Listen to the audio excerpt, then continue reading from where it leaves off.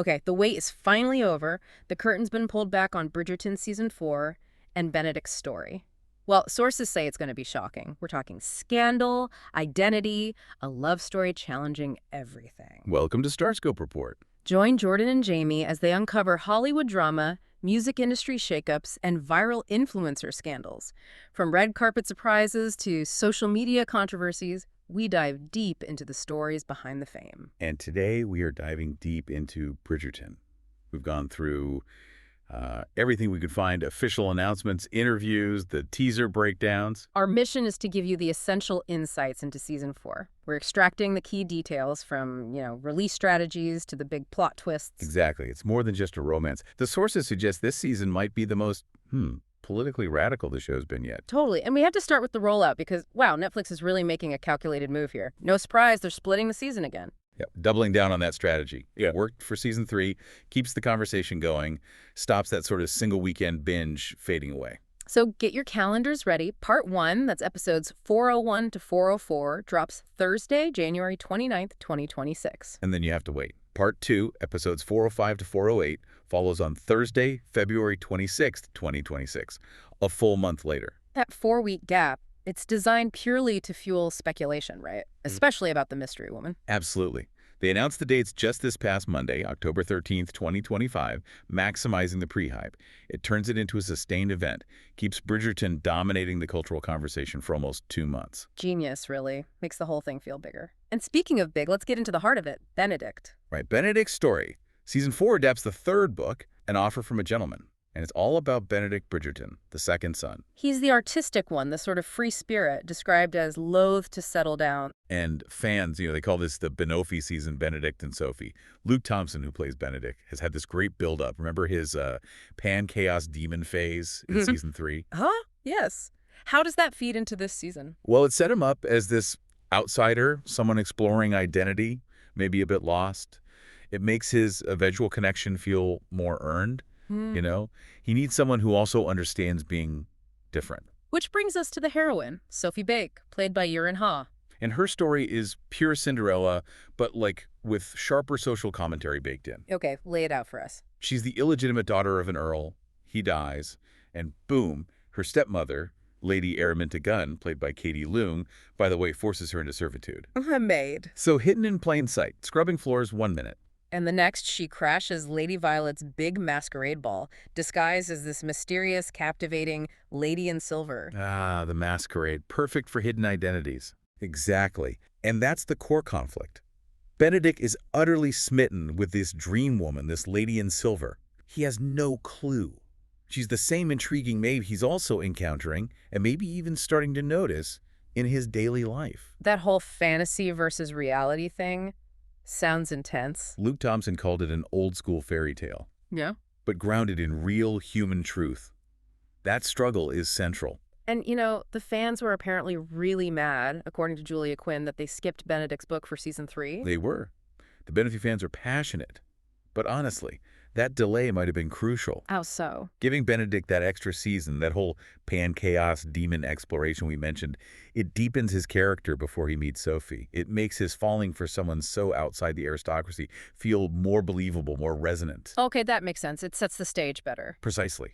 And that groundwork makes the show's biggest change from the book even more impactful. Ah, yes. This is where things get really subversive, isn't it? The name change. Huge. In the book, she's Sophie Baek.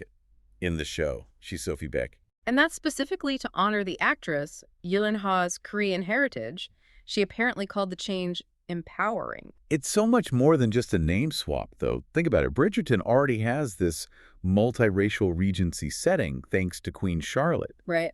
But making the Cinderella figure, the romantic lead, explicitly a woman of Korean heritage within that world, it reframes everything. It's not just about class anymore, the aristocrat falling for the maid. It becomes about class and de-race and the specific cultural prejudices within the ton. Exactly. Benedict choosing Sophie Baek isn't just defying class boundaries. It's a potentially radical act against the inherent racial biases of that society. It forces him and the audience to confront multiple layers of prejudice. Wow. Okay, so the stakes are way higher than just, oh no, she's poor. Way higher. Yeah.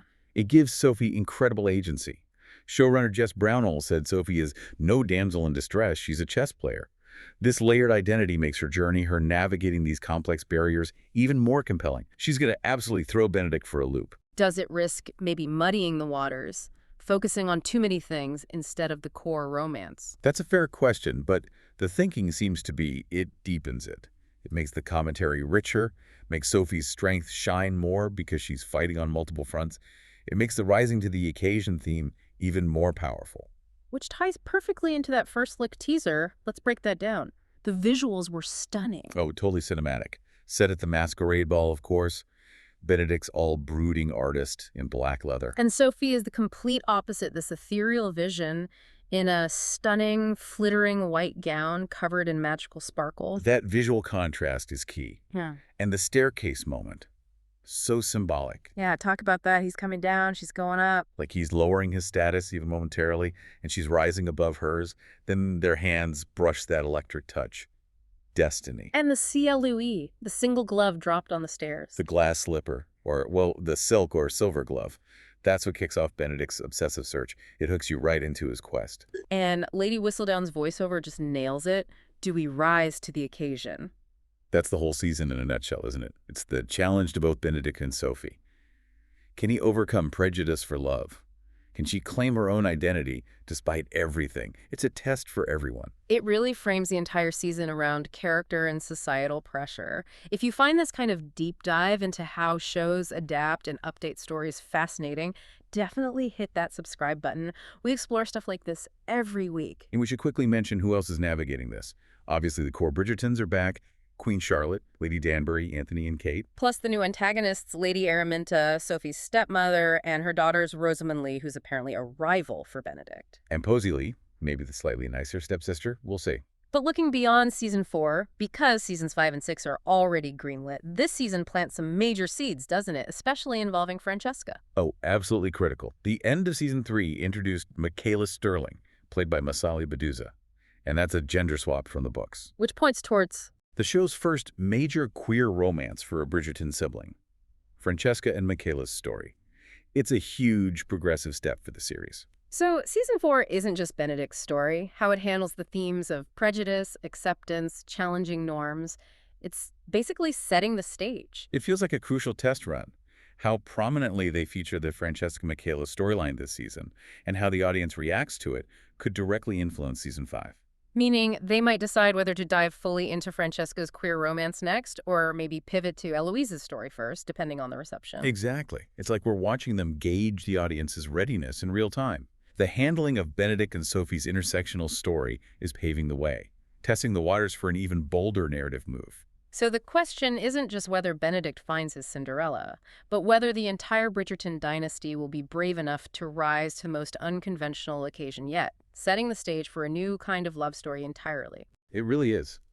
It's trying to balance that beloved romance formula while pushing the boundaries of representation in a period drama. It's a fascinating tightrope walk. A perfect thought to wrap up this deep dive. So much to look forward to, and clearly so much at stake for the future of the franchise. You've been listening to Starscope Report, where Jordan and Jamie uncover the stories shaping Hollywood, music, and pop culture. Thanks for tuning in, and don't forget to subscribe for more stories that keep the stars shining.